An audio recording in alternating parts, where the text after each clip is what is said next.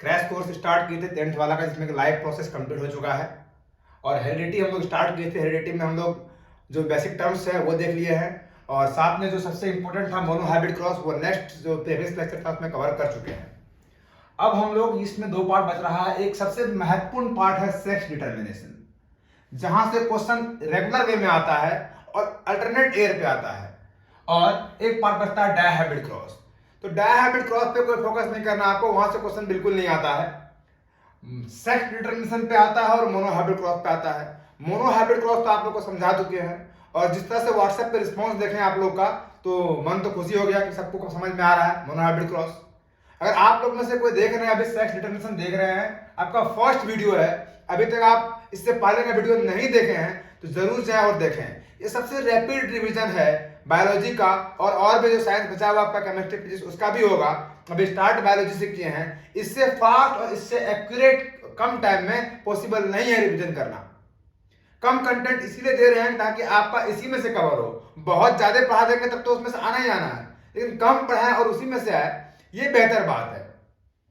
तो चलिए स्टार्ट करते हैं। सबसे पहले देखते हैं सेक्स डिटर्मिनेशन क्या होता है, जो सबसे महत्वपूर्ण बात है। ये जो सेक्स डिटर्मिनेशन टर्म है, ये हम लोग ह्यूमन बींग्स के लिए यूज कर रहे हैं। और आप जानते हैं कि ह्यूमन बींग्स में दो तरह का सेक्स होता है, मेल और फीमेल। तो अगर इस सेक्स डिटर्मिनेशन करना है, उसमें फादर का भी रोल होगा और मदर का भी रोल होगा। आप जानते हैं हमारे अंदर मेल का जो क्रोमोसोम्स होता है वो एक्स वाई पैटर्न का होता है, और जो फीमेल है उसके अंदर एक्स एक्स पैटर्न का होता है। ये क्रोमोसोम है।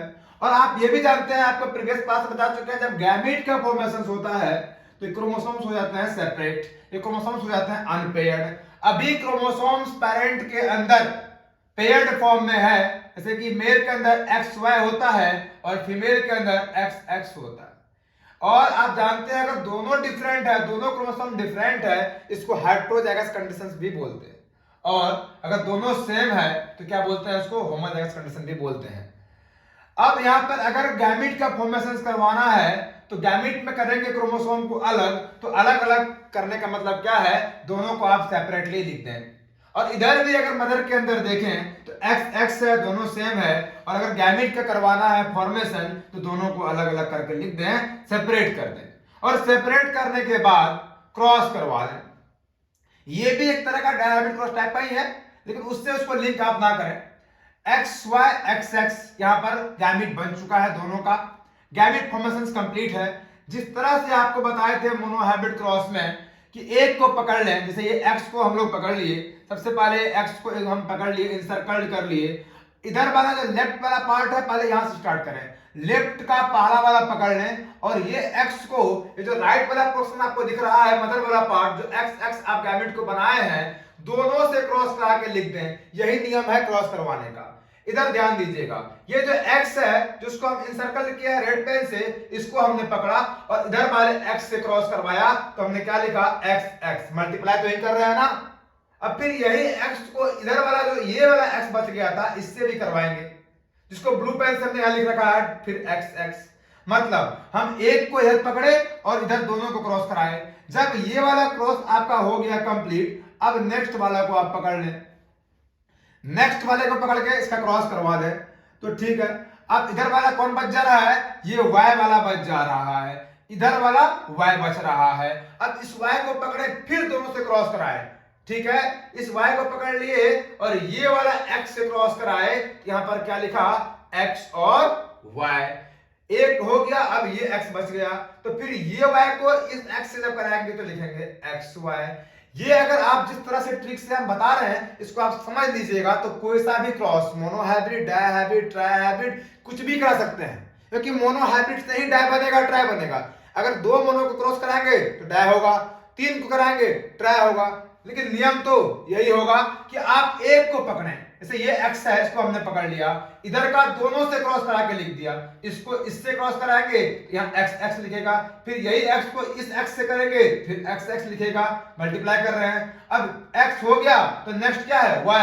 अब ये y को इस x से कराएंगे, xy लिखेगा, फिर यही y को इस x से कराएंगे, xy लिखेगा।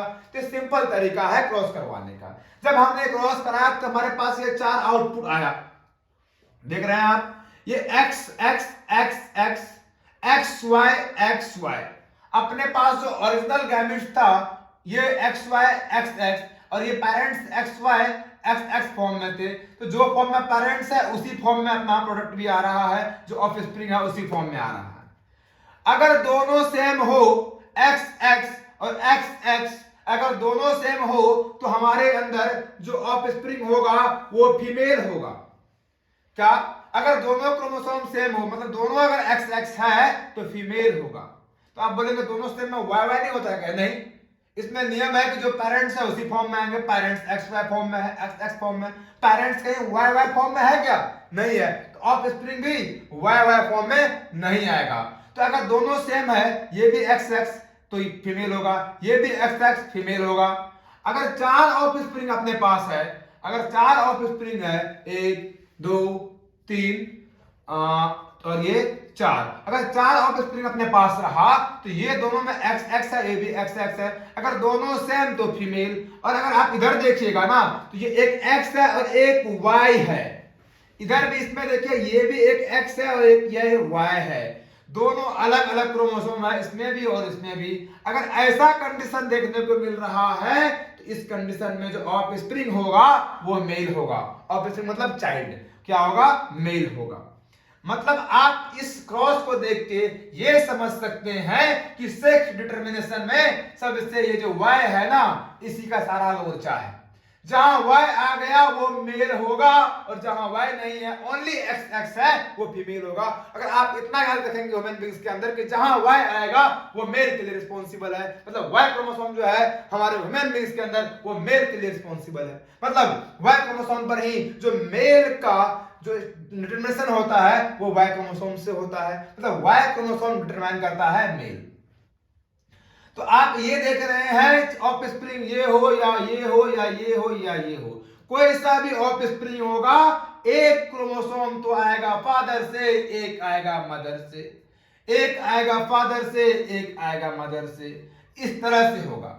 आप ये देख रहे हैं कि Y रिस्पॉन्सिबल है मेल फीमेल के लिए, मतलब मेल जो होता है, जो फादर होते हैं वो रिस्पॉन्सिबल होते हैं कि जो बच्चा होगा वो मेल होगा कि फीमेल होगा।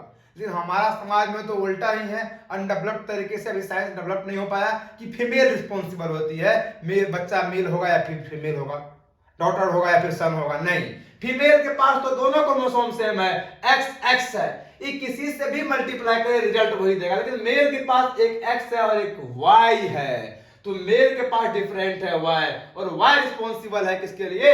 मेल के लिए। ठीक है, तो आप ये देख रहे हैं कि अगर इस तरह का क्रॉस है तो संभावना क्या व्यक्त हो रहा है कि 4 में से 2 फीमेल और 2 मेल, 4 में से अगर 4 बच्चे हैं तो उसमें से 2 फीमेल और 2 मेल का संभावना बन रहा है। तो मतलब इसमें 50-50 चांस है, 50% चांस है कि जो जायगोट है, जो बच्चा है वो फीमेल हो, और 50% चांस है जो जायगोट है या फिर जो बच्चा है वो मेल हो। ये फीमेल वाला, ये मेल वाला। ठीक है, तो आप ये समझ सकते हैं कि सेक्स डिटरमिनेशन में जो मेल होते हैं ह्यूमन बीइंग्स में वो रिस्पॉन्सिबल होते हैं, क्योंकि उसके पास जो क्रोमोसोम होता है Y, वही सारा कुछ खेल करता है। Y पर ही वो जीन है जो मेल को डिसाइड करता है। आपके एनसीईआरटी में 2 चीज लिख रखा है कि factor affecting the sex determination पूछा भी जा चुका है। पहला फैक्टर है इन्वायरमेंटल फैक्टर। इन्वायरमेंटल फैक्टर का मतलब हुआ टेम्परेचर। मेनली दे रखा है कि जो टर्टल होते हैं वो टर्टल के पास एग लेइंग का एक सुटेबल टेम्परेचर होता है। अगर वो टेम्परेचर मिलेगा तभी वो एग लेइंग कर सकेगा, वरना नहीं कर सकेगा। जैसे ह्यूमन बीइंग्स के अंदर बॉडी का इंटरनल टेम्परेचर फिक्स होता है 37.5 डिग्री सेल्सियस, अगर वो है तभी सब कुछ हो पाएगा, वरना बॉडी का जो मेटाबॉलिज्म है वो नहीं चल पाएगा। ठीक है, और मेल के अंदर आप ये भी देखते हैं, हम लोग में 12th में पढ़ते हैं डिटेल में ह्यूमन रिप्रोडक्शन, या फिर आप में अगर पढ़ाएंगे नेक्स्ट टॉपिक वही लेंगे रिप्रोडक्शन, तो वहां बताएंगे कि जो हमारा मेल होता है ह्यूमन बीइंग्स में, उसका जो टेस्टिस होता है वो हमारा बॉडी से बाहर होता है, एब्डोमेन से बाहर होता है, एक्स्ट्रा एब्डोमिनल कैविटी में होता है, जिसका टेम्परेचर हमारे बॉडी का इंटरनल टेम्परेचर से 2 से 2.5 डिग्री सेल्सियस कम होता है। मतलब हमारे अंदर ह्यूमन बीइंग्स के अंदर जो स्पर्म बनता है, स्पर्म बनने के लिए जो हमारा इंटरनल टेम्परेचर बॉडी का है उससे 2 से 2.5 डिग्री सेल्सियस कम होना चाहिए टेम्परेचर, तब जाके एक नॉर्मल स्पर्म बनेगा जो कि ऑफस्प्रिंग के लिए कैपेबल होगा। इसी प्रकार टर्टल के अंदर एक एनवायरमेंटल फैक्टर होता है टेम्परेचर, वो एक सर्टेन टेम्परेचर पर ही क्या कर पाता है, एग लेइंग कर पाता है। सर्टेन टेम्परेचर, वो टेम्परेचर सर्टेन, कोई टेम्परेचर अमाउंट नहीं दे रखा, बस दे रखा है कि सर्टेन टेम्परेचर, तो आप उतना याद रखें। और हमारे अंदर ह्यूमन बींग्स के अंदर आप ये देख रहे हैं कि जेनेटिक रीजन है किसके लिए, मेल फीमेल डिटरमाइन के लिए। जेनेटिक का मतलब क्रोमोसोमल रीजन, मेल के अंदर XY क्रोमोसोम है, फीमेल के अंदर XX है। ये क्रोमोसोम डिपेंड करता है, अगर Y X के साथ में होगा तो मेल होगा, और X के साथ में अगर दूसरा X होगा तो फीमेल होगी। तो ह्यूमन बींग्स के अंदर जेनेटिक रीजन है, और लेकिन टर्टल के अंदर क्या है, एनवायरमेंटल फैक्टर है। यहां तक सेक्स डिटरमिनेशन रहा, और इसी में से आपका क्वेश्चंस आएगा, और पक्का आएगा, इस साल तो आएगा, गारंटी है। और डायहाइब्रिड क्रॉस की अगर बात करें तो दो मोनोहाइब्रिड मिला देंगे तो डायहाइब्रिड बन जाएगा, दो मोनोहाइब्रिड से डायहाइब्रिड बनेगा, मतलब दो मोनोहाइब्रिड क्रॉस को मल्टीप्लाई करेंगे तो डायहाइब्रिड होगा। मोनोहाइब्रिड क्रॉस में एक साथ में एक कैरेक्टर लेते थे, जैसे कि प्लांट हाइट हमने लिया था, उसके दो फॉर्म था, डोमिनेंट और रिसेसिव।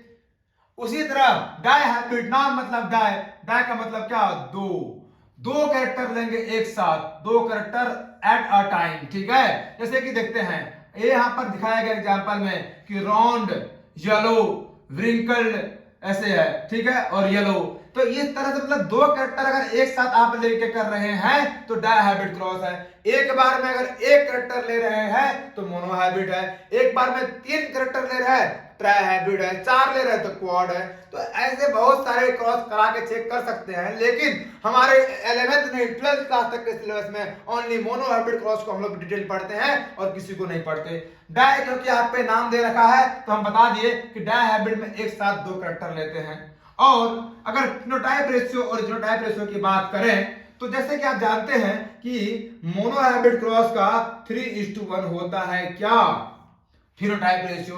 क्या बताए थे कल आपको, फिनोटाइप रेशियो का मतलब जो दिखा हमने वो लिख दिया। हमको मोनोहाइब्रिड क्रॉस में 4 प्लांट दिखा था, जिसमें से 3 लंबे थे और 1 छोटे थे, तो जो दिखा वो लिख दिए 3:1, समझ रहे हैं। और जीनोटाइप रेशियो 1:2:1 था, किसका, मोनोहाइब्रिड क्रॉस का। इसमें क्या किए थे, जीन देख के हमने लिखा था। टॉल में भी दो तरह का टॉल था, ये टॉल और ये टॉल और स्मॉल में क्या था, स्मॉल टी। तो 3 तरह का जीन दिख रहा है आपको, स्मॉल टी अलग वाला है, कैपिटल टी अलग वाला है, स्मॉल टी कैपिटल टी वाला अलग है। तो हमने देखा था कि जो मोनोहाइब्रिड क्रॉस है उसमें ये वाला टॉल होमोजाइगस टॉल एक था, एक लिखे, इसको बोलते हैं हेटेरोजाइगस टॉल, 2 था, 2 लिखे, और स्मॉल जो था वो एक था, एक लिखे। हेटेरोजाइगस टॉल क्यों बोलते हैं, एक कैपिटल टी है, एक स्मॉल टी है, दोनों अलग अलग हेटेरो हो गया। तो इसी तरह से अगर यही 3:1 को 2 बार मल्टीप्लाई करेंगे, आपको मल्टीप्लाई करना आता होगा तो करके चेक कीजिएगा, आता ही होगा, 10th का स्टूडेंट है।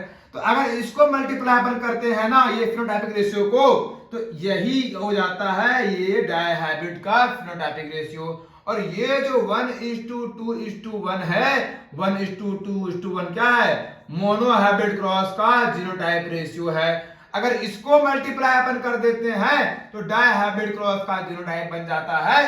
तो अगर आपको मोनोहाइब्रिड की याद है तो डायहाइब्रिड को याद करने की कोई जरूरत नहीं है, क्योंकि ये क्या हो जाएगा, ये 3:1 दो बार, क्योंकि 2 मोनोहाइब्रिड क्रॉस मिला के तो एक डाय बनता है, तो 2 बार मल्टीप्लाई कर दिए तो क्या आ जाएगा, 9:3:3:1। ये किसका है, डायहाइब्रिड का। कहां से आया, अरे 2 मोनोहाइब्रिड से, अगर मोनोहाइब्रिड याद है, समझा हुआ, डाय हो जाएगा। और अगर जीनोटाइप की बात करें, जिस तरह का जीन देखे, इसको करने के लिए अपन चेकर बोर्ड समझते हैं, नहीं है समझ अपने पास इतना, बोर्ड एग्जाम सामने है, चेकर बोर्ड नहीं समझना है, पूरी साइंटिस्ट को साइड करते हैं, वो जो दिया सो दिया। हमको समझने के लिए इतना पर्याप्त है कि अगर 2 मोनोहाइब्रिड क्रॉस को मल्टीप्लाई करेंगे तो डाय में सामने आएगा। तो मोनोहाइब्रिड क्रॉस का फिनोटाइपिक रेशियो क्या था, 3:1, तो उसको 2 बार आप मल्टीप्लाई करें, 3:1 into 3:1, तो ये आपको 9:3:3:1 आएगा। आपको एग्जाम में इतना टाइम रहेगा कि आप मल्टीप्लाई करके लिख देना, नहीं करना याद।